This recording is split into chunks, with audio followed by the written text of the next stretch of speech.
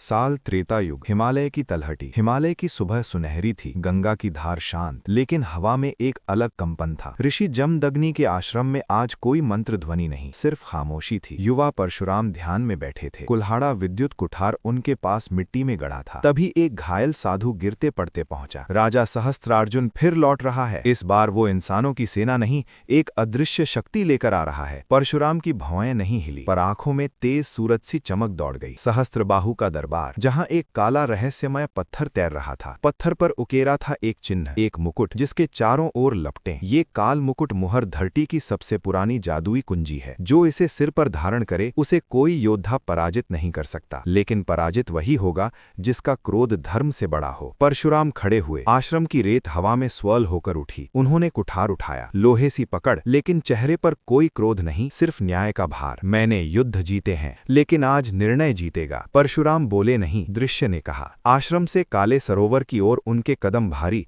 पर धरती हल्की कांपी। जैसे ही वे सरोवर पहुंचे, पानी नीला नहीं, काला नहीं, पारदर्शी दर्पण जैसा हो गया। पानी में सहस्त्रार्जुन का नहीं, परशुराम का भविष्य दिखा। उन्होंने दर्पण जल में कुठार की नोक डुबो दी और एक सुनहरी रेखा उभरी। वही रेखा फैलकर एक दिव्य सुरक्षा वृत्त बन गई, जो किले, आश्रम और पर्वत को घेर लेती है। सहस्त्रार्जुन ने काल मुकुट सिर पर रखा। आसमान बादलों से ढक गया, पर दिन ही था नहीं, बल्कि ऊर्जा रेत का बवंडर उठा। लेकिन बीच में परशुराम शांत। कुठार की रिफ्लेक्शन लाइट तेज हुई और बवंडर दो हिस्सों में चीर गया। जिनसी आकृतियां नहीं, बल्कि मुहर की शक्ति ही बवंडर में हो गई। सहस्त्रार्जुन स्तब्ध रह गया। मुकुट साधारण धातु बनकर गिर पड़ा। सैनिकों ने देखा, युद्ध नहीं, धर्म की विजय हुई थी। परशुराम मुड़े और आश्रम की ओर चले। कुल्हाड़ा फिर कंधे पर। हवा अब भी गर्म। काल मुकुट की मुहर का चिन्ह रेत में उकेरा रह गया, पूरी तरह मिटा नहीं। और वही सवाल इतिहास की हवा में तैर गया, क्या परशुराम ने शक्ति को हराया या शक्ति ने धर्म के आगे घुटने टेके?